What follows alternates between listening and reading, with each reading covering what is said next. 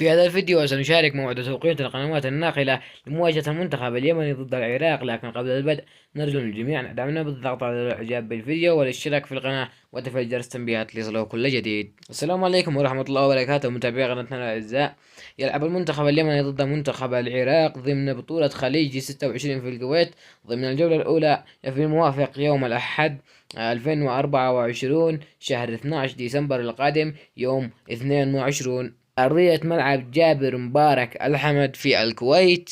وشهدت آخر مباراة جمعت بين المنتخب اليمني ضد منتخب العراق فوز المنتخب العراقي بنتيجة 5 أهداف مقابل 0، وكانت في خليج 25 السابق. أما عن توقيت مباراة اليمن والعراق فسوف تكون في الساعة 3:25 بتوقيت الجزائر وتونس، وفي تمام الساعة 4:25 بتوقيت مصر والسودان وليبيا، وفي تمام الساعة 5:25 بتوقيت اليمن والسعودية والعراق.